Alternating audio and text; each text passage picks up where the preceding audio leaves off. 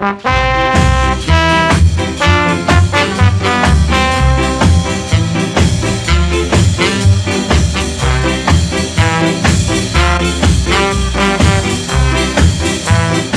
un discurso que intenta instalar a el jefe de la Ciudad de Buenos Aires, a Macri, a Massa y a Scioli. Nosotros estamos en la vereda, en las antípodas de los tres. La situación que vive el ciudadano de a pie todos los días está fuera de la agenda de la política. Ya hemos visto en el pasado, cuando se arman alianzas electorales en contra de las consecuencias que eso luego tiene. El dólar no va a ser más un problema en la Argentina. ¿Por qué? Porque va a haber un gobierno confiable. Él dice que había que salir pagando los fondos MITE, que hay que aumentar los impuestos como se aumentaron en la ciudad, que hay que volver a endeudarse. El poder económico y mediático intenta elegir quiénes van a ser los próximos candidatos. Intentan decirnos que hay tres posibilidades únicamente: es Macri, es Massa o es Scioli. A vos, mi gobernador, te digo, te quiero mucho.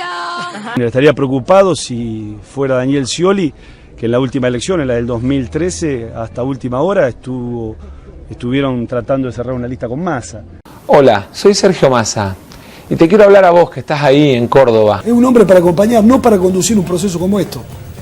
Está claro esto, Scioli es un hombre para acompañar. No pongan en boca a la presidenta cosa que jamás ella ha dicho. Usted la ha escuchado decir el candidato es fulano y no es mengano. ¿Cómo ves el panorama que hay en un año electoral? Estos son 4 de los candidatos que, según todas las consultoras, más miden.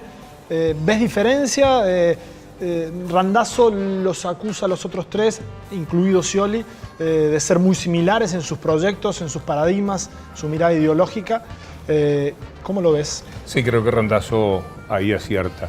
Pero también me da la sensación de que el Frente para la Victoria ha tomado la decisión de que el candidato va a ser Scioli, salvo una sorpresa de último momento que podría ser Máximo, Kicillof. Los próximos meses pueden ser determinantes. En el fondo de sus corazones saben que Scioli no es exactamente lo que el Frente para la Victoria quiere, pero pueden tomar medidas que permitan un cierto control de aquellas cosas que no son convincentes de Scioli para lo que llamamos la perseveración en el modelo, como dice el gobierno. Pero no creo que Scioli sea capaz de oponerse de la manera enfática que el gobierno ahora lo hace a los poderes corporativos y mediáticos.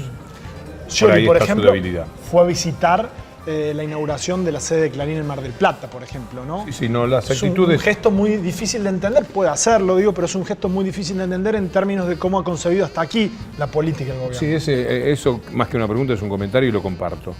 Creo que Scioli puede hacer perdurar un poco más que los candidatos del neoliberalismo los valores que ha inculcado el Frente para la Victoria en esta película de 12 años. De todas maneras se parece un poco más, ha sido ciertamente leal a muchas cosas de la presidenta.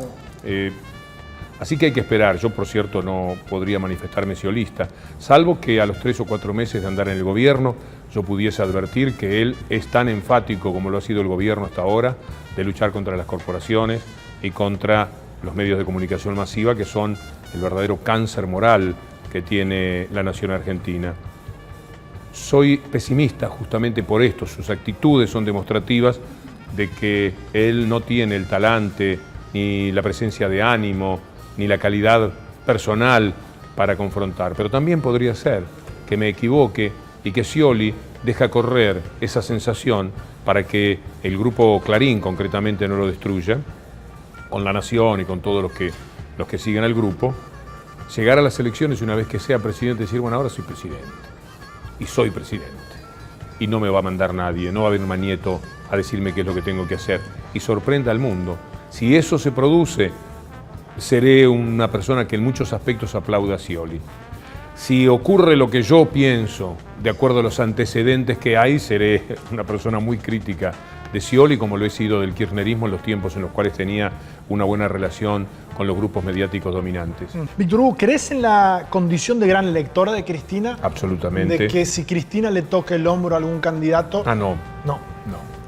Perdón, ¿vos decís para estas instancias? Para las PASO, por ejemplo. A mí me da la sensación de que son pocas las figuras a las que podría recurrir. Máximo surge como un proyecto muy novedoso y con la contra de que muchos digan otra vez un Kirchner.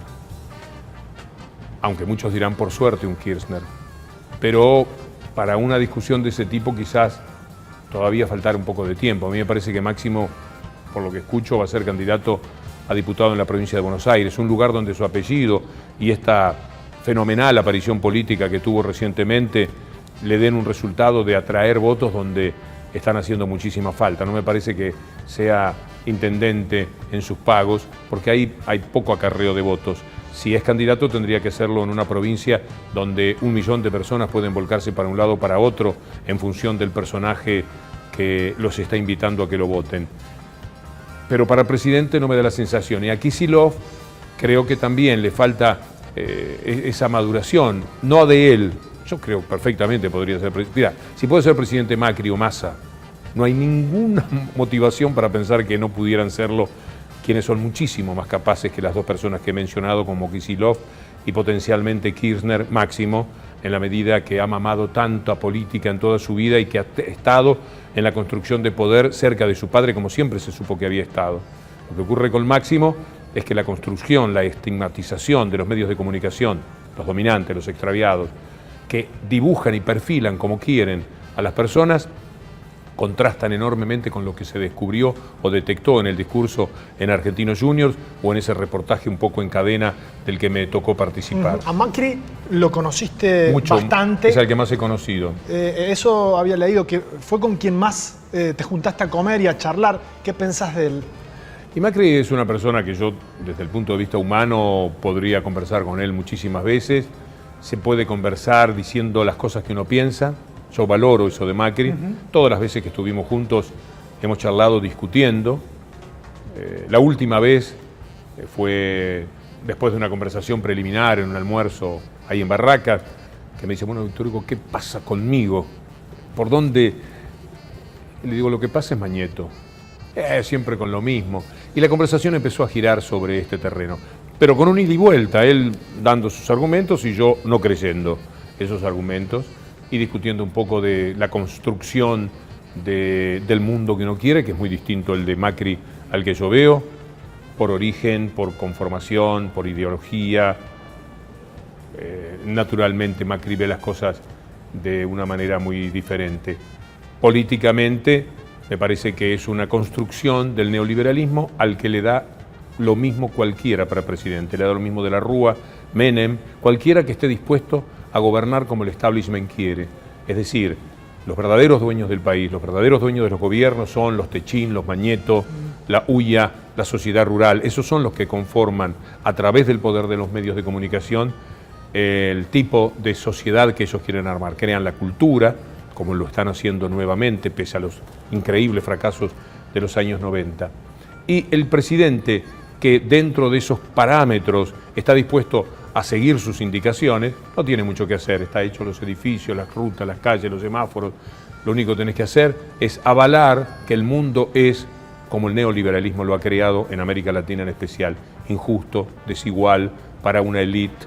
Y en ese sentido tenés que ir de vez en cuando al Fondo Monetario Internacional, pedirle 20.000 millones de dólares, que algún día alguien pagará a ser dependiente del país, que después venga el Fondo Monetario Internacional y te diga que lo que tenés que hacer es ajustar el sueldo de los maestros, o ajustar el sueldo de los empleados públicos, o no darle aumento a los jubilados, o terminar con la asignación universal por hijo, y vos tengas que obedecer.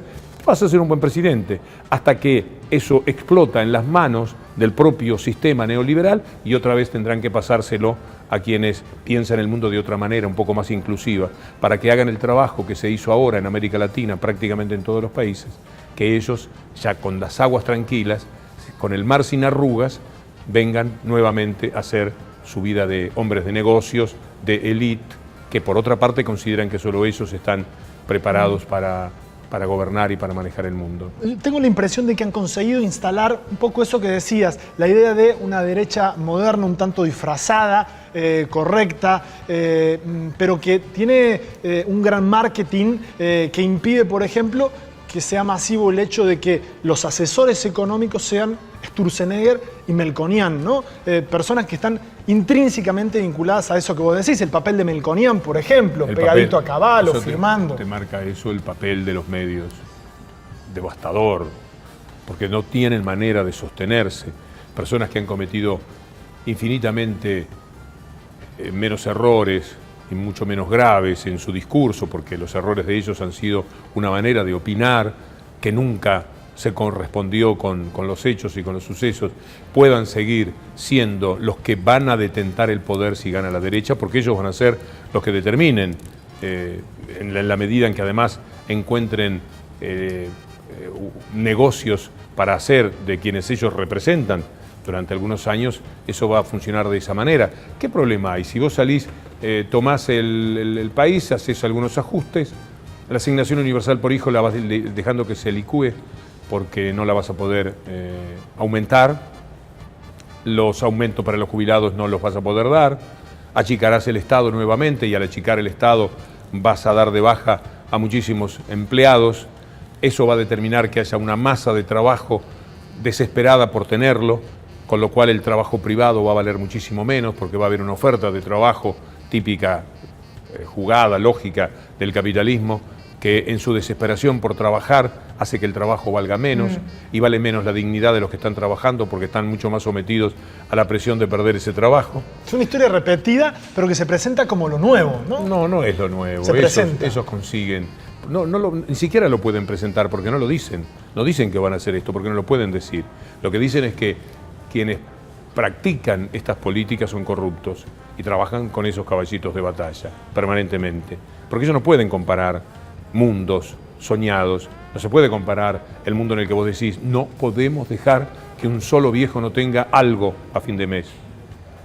No lo podés comparar con alguien que te dice hay que ajustar el Estado, hay que hacerlo más chico al Estado, el Estado no puede ser una rémora para la sociedad, el Estado tiene que estar nada más que para, en la realidad, avalar los negocios que ellos hacen, para darle un sustento democrático, porque los negocios de los años 90 fueron los mismos de los tiempos dictatoriales, solo que avalados porque eran democracia, o sea que era perfecto para ellos. Me parece que no hay nada nuevo bajo el sol en lo que el neoliberalismo puede proponer. Es lo mismo de siempre. Más, directamente no proponen. No hay mensajes. Todos los mensajes son contradictorios además, porque primero te dicen vamos a privatizar las AFJP, después te dicen no, las AFJP no las vamos a tocar.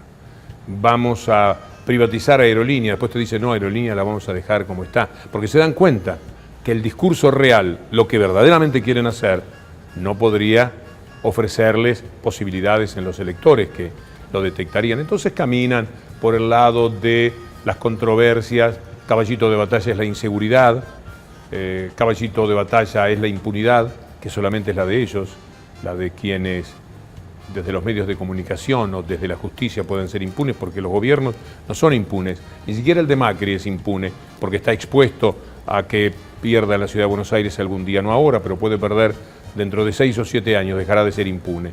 El gobierno nacional se tiene que hacer cargo de sus errores y de los que le endilgan, por lo tanto no es impune, lo pueden cambiar. Los únicos que no son impunes contra lo que dicen los medios de comunicación son los mundos políticos, aquellos donde la gente puede elegir y puede cambiar de opinión.